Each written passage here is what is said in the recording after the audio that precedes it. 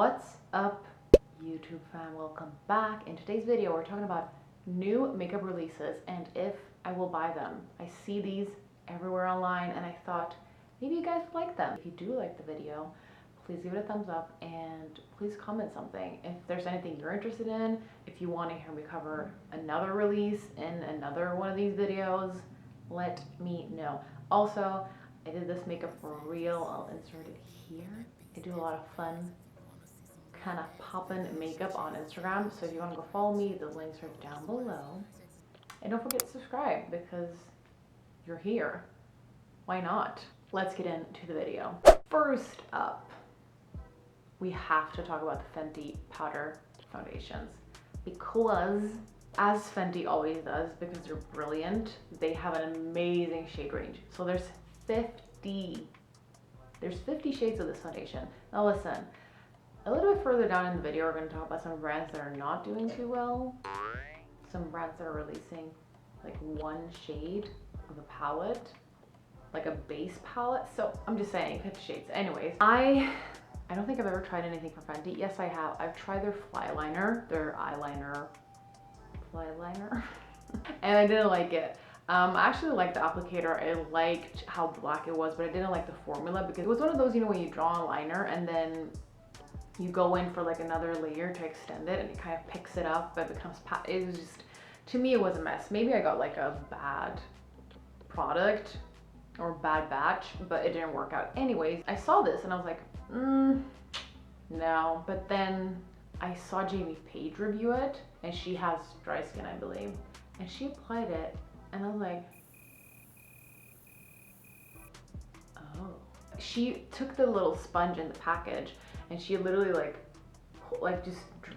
just dragged it onto her skin. Dragged, pulled, applied. She applied in like a sweeping motion. That's a better word. And her skin just blurred. It became so even and became like a little bit blurred.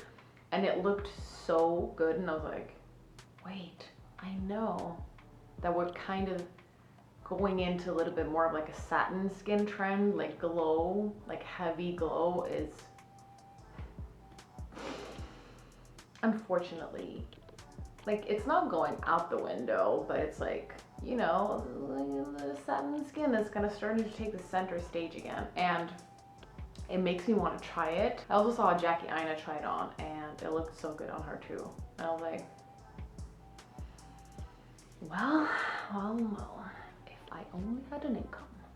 There's this brand called Colourpop and they're basically, I bet everyone knows who they are because they're everywhere online, but if you don't know, they're like the fast fashion brand of makeup. Like they release stuff all the time. Like sometimes they release 2 collections in one day. It's crazy. Now they've released a new palette called the Creme Gel Color Vault, like Dynamite. Anyways, when I look at it, I'm like, I'm a little bit confused by the picture because I've only seen one picture of it and it's a pan. I'll insert it here and then around it, it looks like it's gel pot. So I'm assuming it's like a gel formula, gel cream formula. Anyways, if you've been here for long enough, you know that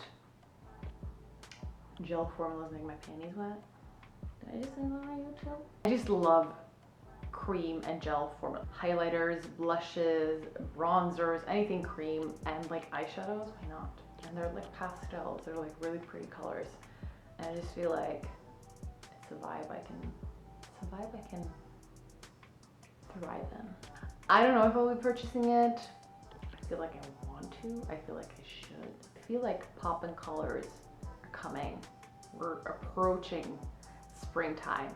And we're also approaching people hopefully being able to go out again and like just wear all the colors in their face at the same time. I'm about to do that, at least. I don't know about you. I think I just did my 2 like faves, like the Fenty foundation and this Colourpop eye product thing is what I want the most.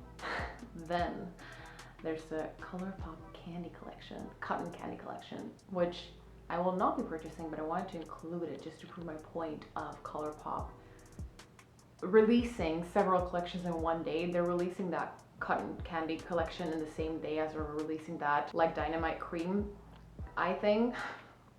It's ridiculous. Like, you literally can space it out where you're like, today is one thing, tomorrow's the next. I don't understand. I don't. Then there's another joke, and it's the MAC Sims collection. You guys, look at this. Look at this. Have you seen something that looks cheaper? I don't know, because the thing is, I don't use MAC because they're not cruelty free, but I had to mention this because it is ridiculous. It's literally a little cardboard pocket thing, and then when you open it up, it's just a regular MAC palette.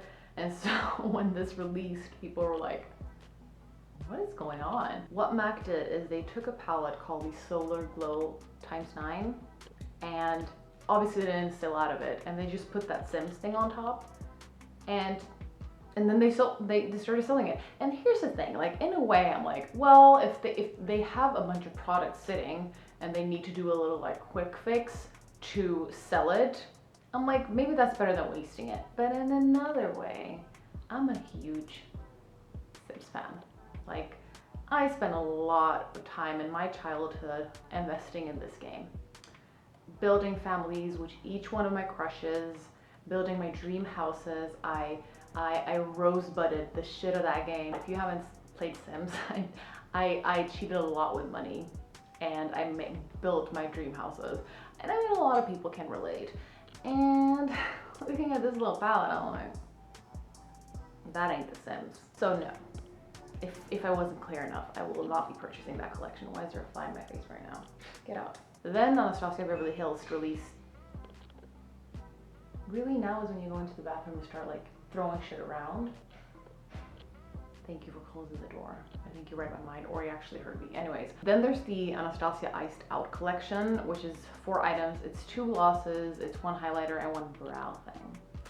And so the 2 glosses, it's 1 clear, 1 kind of clear diamond one. I'm like, I don't know.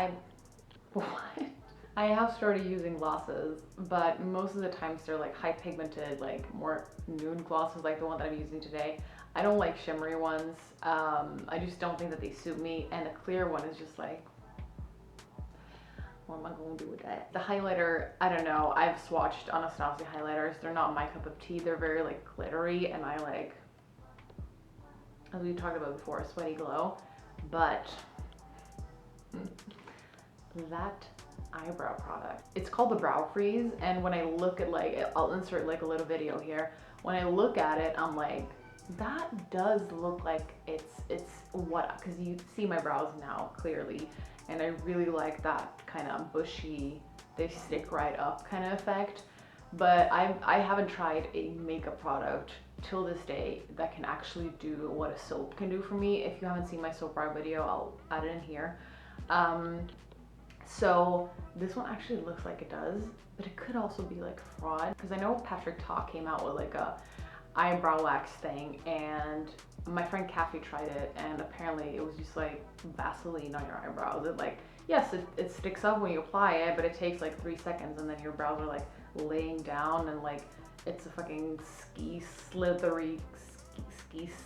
on your eyebrow. I don't want that. I want it to dry down and stick. So I'm like, I'm probably not gonna buy it, but I am intrigued, and I can't wait to see the reviews of that. Also, like, why would I switch from soap? It's like $4 and it lasts you your lifetime. I never see myself switching from that unless I don't want this look anymore. So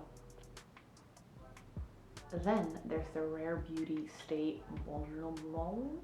Stay Vulnerable. You have to say quick, because if you try to like pronounce it well, you just fail. Stay Vulnerable collection. And there's like some lip balm kind of thing I don't really care for.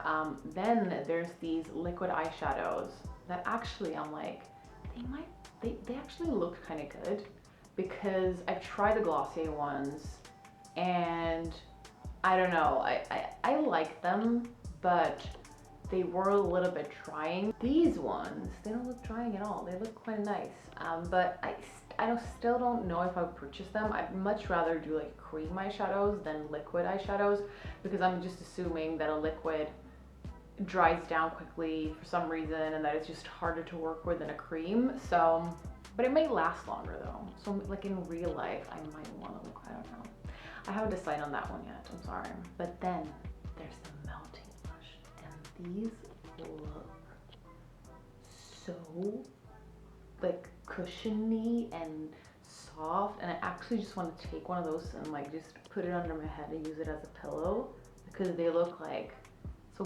bouncy and soft and radiant and just cozy.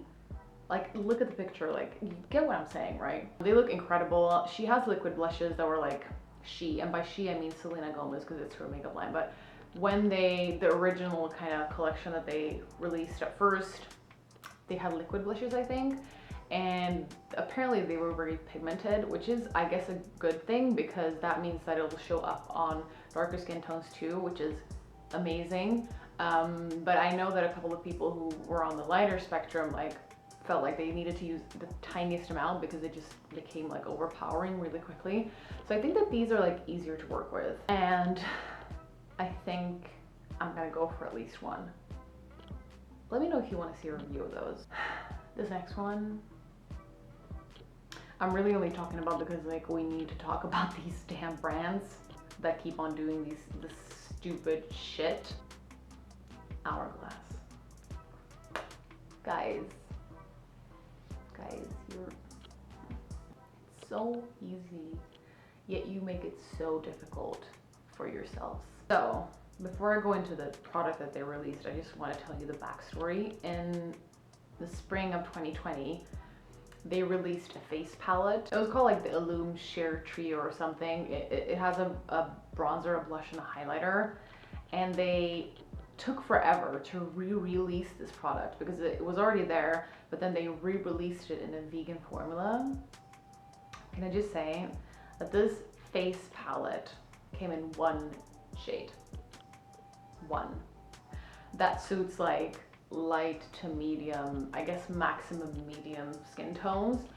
And they took all this time to reformulate and they didn't add shades. So basically, shit backlashed on them and everyone was like, what are you doing? You spent like a year reformulating this award-winning product that people love, and you just couldn't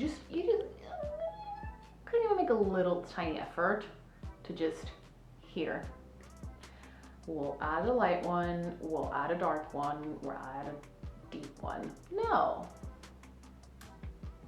Because they don't want inclusivity. They don't want to cater to everyone. They don't care.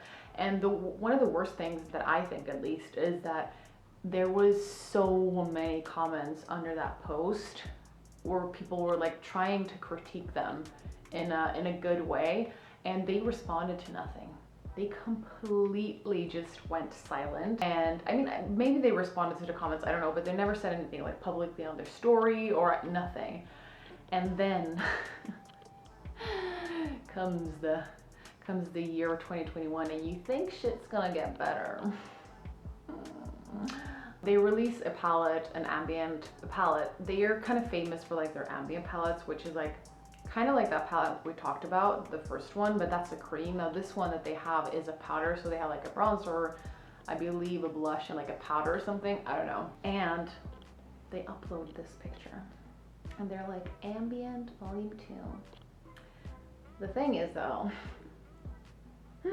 the shades in that palette, they are already sold. They just packaged it into that trio and we're like, here guys, look at this black model, we're inclusive. And everybody's like, wait, first of all, those shades were already a part of your assortment, and those shades don't actually work with her skin tone. It doesn't match her.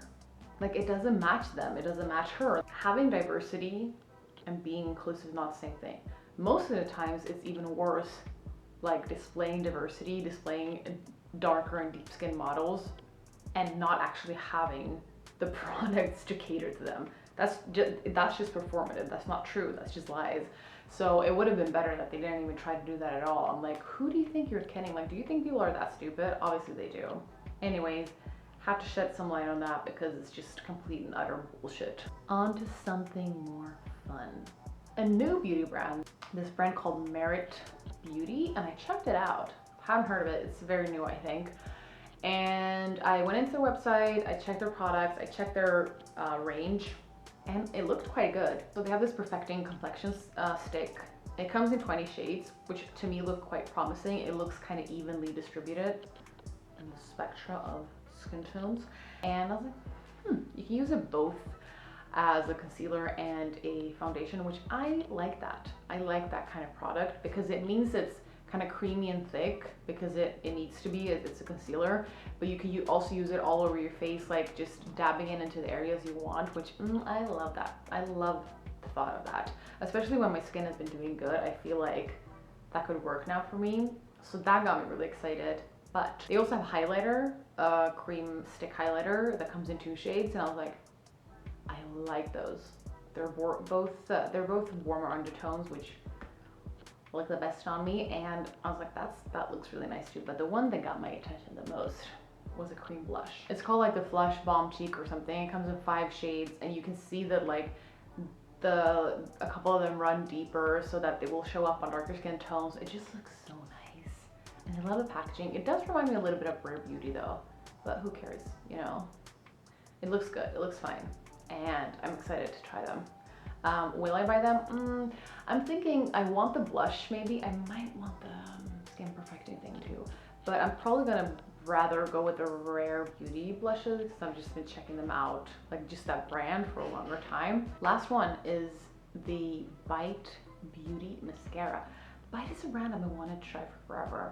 I feel like they're that type of brand that I like, you know, cream formulas, like sheer finishes type of thing. They released a mascara, and I watched Samantha Ragdoll, whom I trust with my life. Do I know her? Does she know who I am? No. I just follow her on the internet, but I trust her.